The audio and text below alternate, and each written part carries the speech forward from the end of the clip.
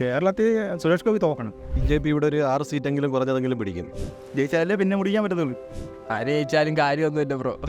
ഭാരതത്തിൽ നരേന്ദ്രമോദി വീണ്ടും കൂടുതൽ സീറ്റുകളോടുകൂടി ഭരണത്തിൽ വരും.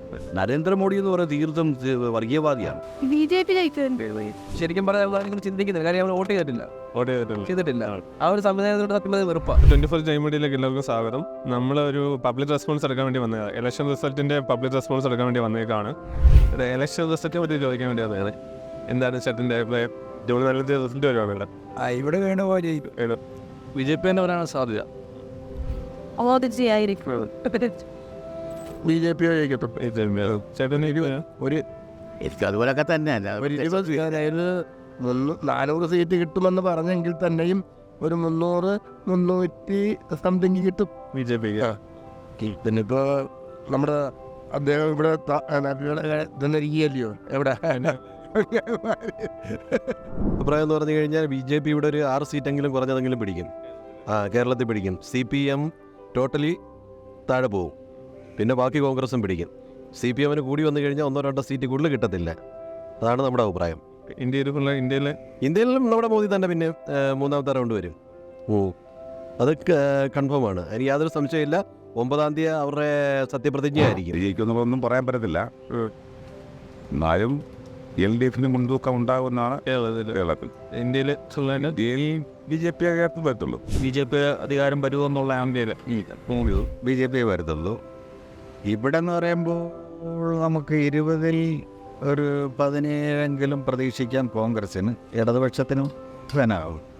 BJPക്ക് 2 പ്രതീക്ഷിക്കാം. ഇടതുപക്ഷത്തിന് കഴിഞ്ഞാൽ വശത്തെ പോലെ 1 അങ്ങനെയാണ് എൻ്റെ കണക്കൂട്ടൽ. പിന്നെ അറിയത്തില്ല. BJP മോദി വരുമെന്നാണ് കേരളത്തില് കേരളത്തിലിപ്പോ കമ്മ്യൂണിസ്റ്റ് പാർട്ടി കാണിച്ചാണ്. ഇല്ല കമ്മ്യൂണിസ്റ്റ് വരത്തില്ല. പക്ഷേ ഇത്തവണ UDF ജയിക്കുമെന്നാണ് വേണുഗോപാൽ. ന്യൂനപക്ഷങ്ങൾ ആരിലേക്കാണോ പോകുന്നത് ആ രീതി വരുമോ എന്നാണ് എൻ്റെ പ്രതീക്ഷ. CPM ജയിക്കാൻ ഇന്ത്യ ലെവലിൽ ഓൾ ഇന്ത്യ CPM വരത്തില്ല. BJP വരുത്തില്ല. കേരളത്തിൽ 20 സീറ്റ് കോൺഗ്രസിന്. ചേട്ടൻ്റെ അഭിപ്രായം? ഇന്ത്യ മുന്നണി ഇന്ത്യ ഭരിക്കണം. കേരളത്തിൽ കോൺഗ്രസ് നല്ല ജനങ്ങൾക്ക് വേണ്ടി നിൽക്കുന്ന പാർട്ടി വരികയാണെങ്കിൽ അത്ര നല്ലത്. വീണ്ടും നരേന്ദ്രമോദി സർക്കാർ തന്നെ വരാൻ ചാൻസ് ഉണ്ട്.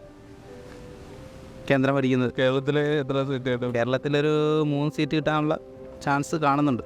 BJP തന്നെ വരും. ഇവിടെ ചെറിയൊരു ചാൻസ് ഉണ്ട് സുരേന്ദ്രന് കിട്ടാൻ ആലപ്പുഴയിൽ. പിന്നെ 3 എന്തായാലും കിട്ടാൻ ചാൻസ് ഉണ്ട് കേരളത്തിൽ. നമ്മുടെ എന്ന് പറഞ്ഞാൽ കൂടുതലായിട്ടും നമുക്ക് ഇപ്പോഴത്തെ ഉള്ള ഒരു രീതി അനുസരിച്ച് നോക്കുന്നതനുസരിച്ച് BJP തന്നെ വരത്തുള്ളൂ. ഇനിയും വരുമ്പോൾ കാലങ്ങളിലും CPMൻ്റെ അവസാനത്തെ ഭരണമായിരിക്കും ഇത്. ഇനിയും ഇങ്ങനൊരു മുഖ്യമന്ത്രി ഉണ്ടാകുകയില്ല. CPM വിട്ട് വരുത്തുമില്ല. നമ്മുടെ വെസ്റ്റ് ബംഗാളിൻ്റെ കൂട്ട് വരികയും ചെയ്യും. BJP വന്നേ പറ്റും.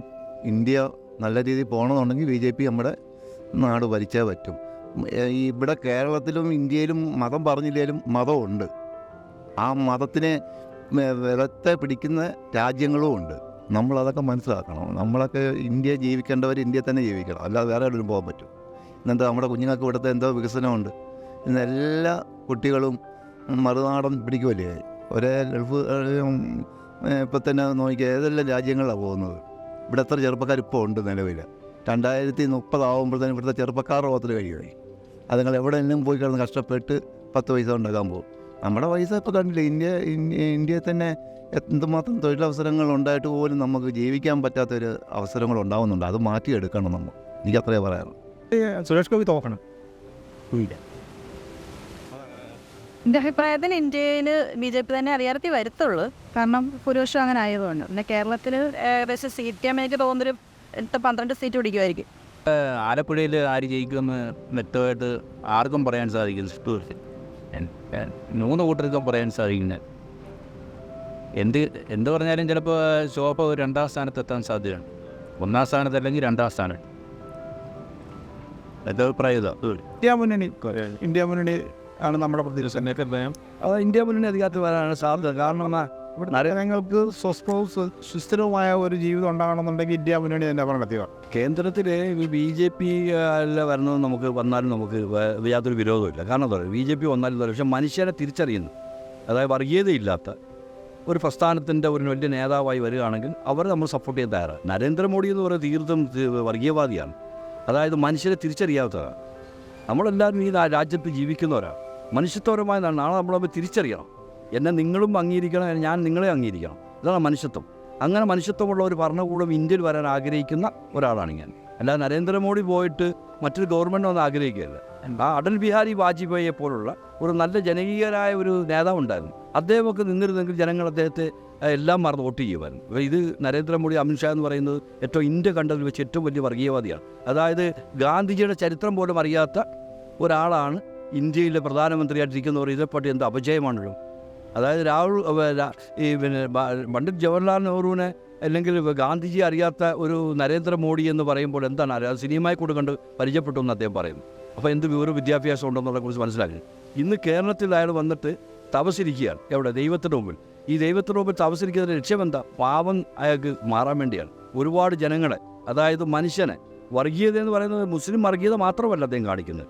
സവർണരെ നേരെ കൊണ്ടുവരിക, മറ്റുള്ളവരെ, അതായത് മറ്റ് പിന്നോക്കക്കാരെ, നായർ, ഈഴവ, മറ്റുള്ളവരെ ഉന്മൂലനം ചെയ്യാൻ വേണ്ടി ക്രിസ്തു സമുദായങ്ങളെ ആരാധനകൾ അടിച്ചു തകർക്കുക. ഇതാണ് വികാരം കൊണ്ട് പറയുന്നത്. എന്താ അറിയോ? വർഗീയത കൊണ്ട് പറയുന്നു. അല്ല, നരേന്ദ്രമോദി നല്ലവനാണെങ്കിൽ ഇന്ത്യ ഭരിക്കാൻ നരേന്ദ്രമോദി വേണം ആഗ്രഹിക്കുന്നത്. ഇന്ത്യയിൽ ഭരണകർത്താവ് മനുഷ്യനായിരിക്കണം, എല്ലാവരും ഒരുപോലെ കാണുന്ന മനുഷ്യനായിരിക്കണം. അതാണ് എന്നെപ്പോലുള്ള ആൾക്കാർ ഉദ്ദേശിക്കുന്നത്.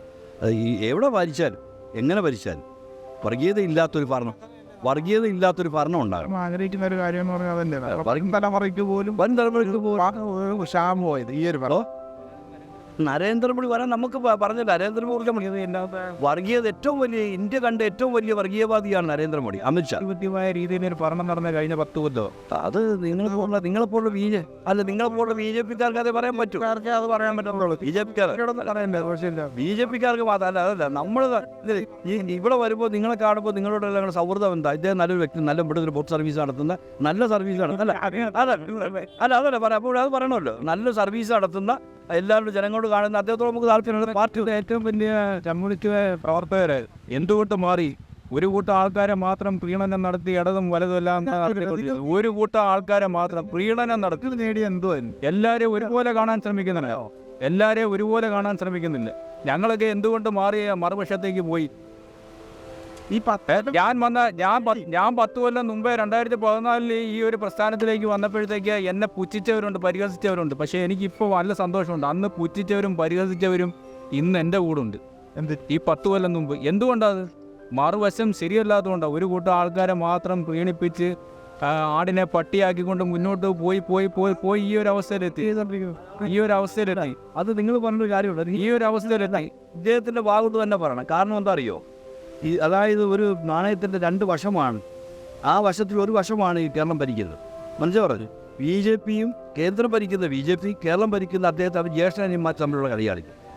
ഇവിടെ എന്തോ നീതി ലഭിക്കാൻ, ഇവിടെ തൊഴിലാളി വർഗത്തിന് വേണ്ടി ഒരുപാട് കാര്യങ്ങൾ ചെയ്യുമെന്ന് പറഞ്ഞൊരു പ്രസ്ഥാനമാണ് CPM. ആ കാലഘട്ടം കഴിഞ്ഞു പോയി. വടയും കടിഞ്ചായും വീടിയും വലിച്ചു കിടന്ന CPM ഇപ്പം ഇരിക്കുന്നത് വലിയ വലിയ കാറിനും വലിയ സംവിധാനത്തിലാണ് അവിടെ പോക്ക്. ആ CPM-നെ കുറിച്ച് ഇദ്ദേഹം പറയാൻ നമുക്ക് അംഗീകരിക്കാൻ പറ്റില്ല. ഞാനും DYFI-യുടെ കായം ടൗണിയുടെ പ്രസിഡൻ്റായിരുന്നു. ഞാൻ ദേശാഭിമാനിൻ്റെ ലേഖനായിട്ട് വർക്ക് ചെയ്തിട്ടുണ്ട്, DYFI ടൗണിയുടെ പ്രസിഡൻ്റായിട്ട് വർക്ക് ചെയ്തിട്ടുണ്ട്, എല്ലാം ചെയ്തിട്ടുണ്ട്. പക്ഷേ അതിൻ്റെ അകത്ത് വർഗീയത കുത്തിയപ്പോഴാണ് നമ്മളതിനകത്ത് മാറിയത്. വർഗീയത നമുക്ക് ഇഷ്ടപ്പെടുന്ന ഒരു പ്രശ്നം അല്ല. ഒരിക്കലും വർഗീയത താലോലിക്കാൻ നമുക്ക് കഴിയരുത്. അങ്ങനെയാണെങ്കിൽ മൂർഖർ നമ്മൾ മടി വെച്ചുകൊണ്ട് നടക്കും. ഒരിക്കലും വർഗീയതയോട് എതിർക്കുന്ന ഒരു പ്രസ്ഥാനത്തിൻ്റെ പ്രവർത്തകരാണ്. അതായത് ആദർശം പറയുകയാണെങ്കിൽ ഞാൻ മുജാഹിദുകാരൻ. ആ എൻ്റെ മനുഷ്യരെ എന്നാണ് വിളിച്ചത്, പടച്ച തമ്പുരാൻ വിളിച്ചത്. ആ മനുഷ്യരെ നമ്മൾ തിരിച്ചറിയണം. നമ്മുടെ രക്തം നിങ്ങൾക്ക് ചേരും, നിങ്ങളുടെ രക്തം എനിക്ക് തരും, എൻ്റെ കിഡ്നി നിങ്ങൾക്ക് തരും, നമ്മൾ തമ്മിൽ എന്തുകൊണ്ട് ചേരുന്നില്ല എന്ന് പറയും. ഇന്ത്യ ഭരിക്കുന്നത് നരേന്ദ്രമോദിയാകട്ടെ അമിത്ഷാട്ടെ ആരും ആയിക്കോട്ടെ, ഇന്ത്യയിലെ ജനങ്ങളെ ഒരുപോലെ കാണുന്നു, വിവേചനമില്ലാതെ കാണുന്നു. ഒരു നല്ല ഭരണത്തിൻ്റെ നേതാവാണെങ്കിൽ ആ നേതാവിനെ അംഗീകരിക്കാൻ ഞങ്ങൾ തയ്യാറാണ്. അല്ലാതെ BJP-യുടെ നരേന്ദ്രമോദിയെ മാറ്റി ഇതിലെ ഭരണമാരോട് ഒന്നും നേടാൻ നമുക്കില്ല. നമുക്ക് വേണ്ടത് ഇന്ത്യയിലെ എല്ലാ മനുഷ്യരും ഒരുപോലെ തന്നെ കാണും. നമ്മൾ കഷ്ടപ്പെട്ടാൽ നമുക്ക് ജീവിക്കാം, അതേ ഉള്ളൂ. നമ്മൾ ഇത്രയും പേരുടെ അഭിപ്രായം നമ്മൾ അറിഞ്ഞു. നമ്മൾ നല്ലൊരു ഭരണത്തിനായിട്ട് നമുക്ക് 4 തീയതി വരെ വെയിറ്റ് ചെയ്തിരിക്കാം, റിസൾട്ടിന് വേണ്ടി കാത്തിരിക്കാം.